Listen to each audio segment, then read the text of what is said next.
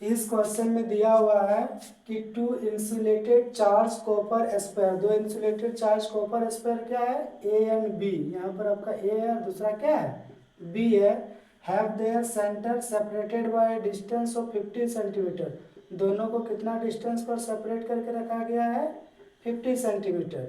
What is the mutual force of electrostatic repulsion if the charge on each is 6.5 into 10 to the power minus 7? That means इस पर भी charge कितना है, 6.5 into 10 का power minus 7, इस पर भी चार्ज है 6.5 into 10 to the power minus 7 coulomb, तो दोनों में प्लस चार्ज है, दैट मीन्स रिपल्सन लगेगा। और क्या बोल रहा है कि the radius of A and B are negligible, मतलब इस सब का जो रेडियस है बहुत छोटा है compare to the distance. Also compare this force with their mutual gravitational attraction if each weight is 0. इसका मास दिया 0.50 kg, दूसरा का भी मास कितना दिया 0.50 kg। दैट मीन्स इन दोनों के बीच में एक बार इलेक्ट्रोस्टैटिक फोर्स निकालेंगे, फिर दोनों के बीच में ग्रेविटेशनल फोर्स निकालेंगे और दोनों में क्या करेंगे, कंपैरिजन करेंगे, फिर देन आफ्टर बी वाला सीखेंगे। तो देखते हैं दोनों चार्ज का वैल्यू सेम है, that means Q1 equal to Q2 का वैल्यू कितना हो गया, तो 6.5 into 10 to the power minus 7 coulomb. Separate किया गया 50 सेंटीमीटर, दैट मीन्स अगर आर का वैल्यू 50 हो गया, अगर इसको डिवाइड मीटर में बदलेंगे तो 100 से डिवाइड करेंगे, दैट मीन्स इसका वैल्यू आ जाएगा 0.5 मीटर। दोनों के बीच में कूलम फोर्स निकालना, और वो भी कहाँ पर, एयर में, तो इस कूलम फोर्स को एफ एयर भी बोल सकते हैं। और कूलम फोर्स में क्या होता है, के Q1 Q2 bye R square. के का वैल्यू पता है कितना होता है, 9 into 10 to the power 9। Q1 का वैल्यू पता है 6.5 इंटू 10 का पावर माइनस 7। Q2 का भी वैल्यू पता है 6.5 into 10 to the power minus 7 by R square. तो आर का वैल्यू कितना है 0.5, स्क्वायर है तो और एक बार लिख देते हैं। अब नीचे में 2 पॉइंट है, यहाँ पर भी 2 पॉइंट है, तो दोनों का पॉइंट क्या हो जाएगा, कैंसिल हो जाएगा। 5 का टेबल में 13 बार में, फिर इस 5 का टेबल में 13 बार में, तो बचेगा कितना 9। 13 और 13 को मल्टीप्लाई कर देंगे तो 169, और यहाँ हो गया 10 का पावर 9 माइनस 7 तो माइनस 40, नीचे कुछ नहीं बचा।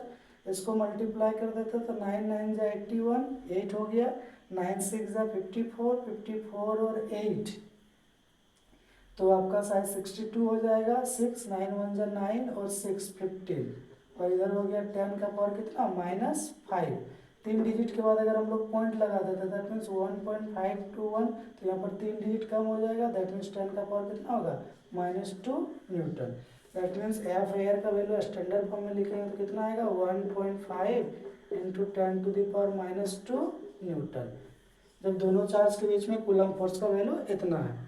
अब क्या बोल रहा है, इस फोर्स को क्या करना, कंपैरिजन करना किससे, ग्रेविटेशनल अट्रैक्शन फोर्स से। तो हमको पता है कि gravitational force F G, force के लिए एफ लिखते हैं, ग्रेविटेशनल का जी लिखते हैं, क्या होता है जी m1 m2 बाई क्या होता है आर स्क्वायर। जी का वैल्यू पता है कितना होता है 6.67 into 10 to the power -11। m1 का वैल्यू दिया है 0.50, m2 का भी है 0.50, और नीचे में आर स्क्वायर है, तो आर तो दोनों के बीच का डिस्टेंस है ना 0.5 इंटू 0.5। यहाँ 2 पॉइंट है तो ये 2 कैंसिल हो जाएगा, और इसका 2 पॉइंट को शॉर्ट आउट करेंगे तो नीचे 100 आ जाएगा, 2 0 1 0 1 0 कट गया, ये 5 ये 5 ये 5 ये 5 कट गया, तो कितना आया 6.67 into 10 to the power -11 newton. मतलब जो ग्रेविटेशनल फोर्स है, ग्रेविटेशनल फोर्स का वैल्यू कितना है तो 6.67 इंटू 10 का पावर -11, और कूलम रिपल्सन फोर्स का वैल्यू कितना है 1.5 इंटू 10 का पावर -2। तो इस पे 10 का पावर -2 है, इसमें 10 का पावर -11 है, तो बेसिकली ये वाला फोर्स बड़ा होगा, तो दोनों में कंपेरिजन होगा तो क्या होगा, तो F air is greater than क्या होगा एफ ग्रेविटेशनल फोर्स। ठीक है, तो अब जो सेकेंड वाला क्वेश्चन है उसमें क्या बोल रहा है कि what is the force of repulsion. Force of repulsion क्या होगा if each spare is charge double. अब दोनों चार्ज जो भी स्पेयर में इसमें जितना भी चार्ज था उसका वैल्यू को क्या कर देंगे डबल कर देंगे, and the distance between them is half, और दोनों के बीच का डिस्टेंस को क्या कर देंगे हाफ कर देंगे। तब क्या होगा, दैट मीन्स पहले चार्ज मेरा Q1 था, अब उसका वैल्यू हो जाएगा 2Q1, दूसरा Q2 था, उसका वैल्यू हो जाएगा 2Q2, ठीक है। और दोनों पहले इसका डिस्टेंस अगर r कंसीडर करते थे तो r/2 हो जाएगा या फिर 50/2 हो जाएगा। तो ऐसा करने से उसका वैल्यू में क्या चेंजेस आएगा, तो देखते हैं क्या चेंजेस आता है।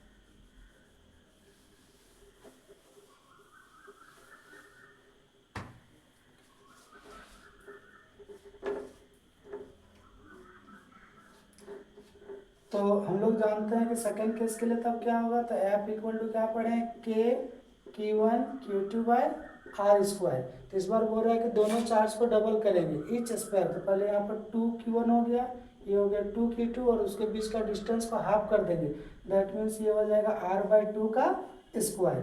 तो ऐसा करने से आपको क्या मिलेगा, यहाँ मिलेगा K2 to 4 मतलब 4K/Q1/Q2 और नीचे हो जाएगा r²/4, ये पूरा ऊपर चला जाएगा।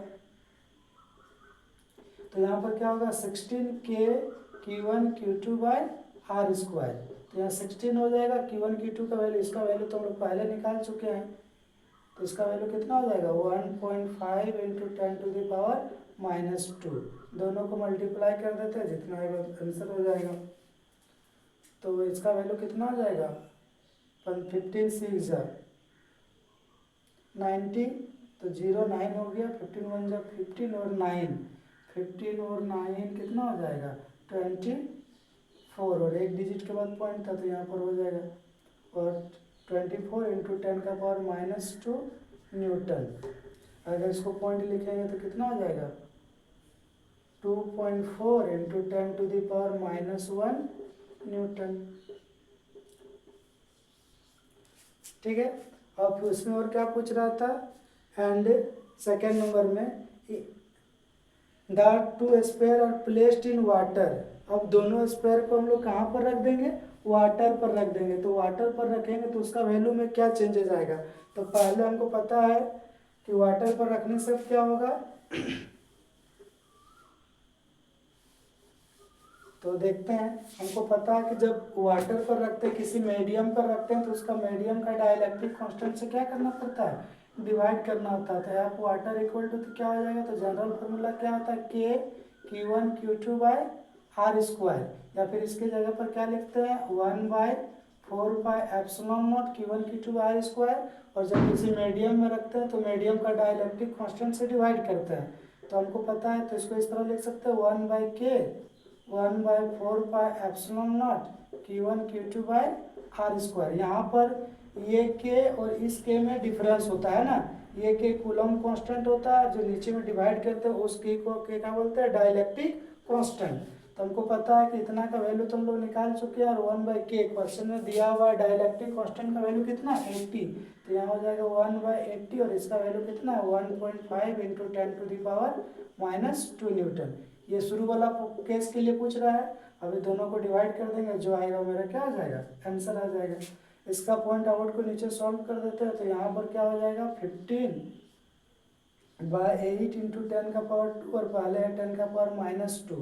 तब यहाँ पर क्या हो जाएगा 15/8 और इधर हो जाएगा 10⁻², ऊपर चला जाएगा तो 10⁻⁻4, इसको डिवाइड कर देते हैं तो 8 1 जा 8, कितना बचेगा 7, 70 हो जाएगा, 8 8 जा 64, है ना।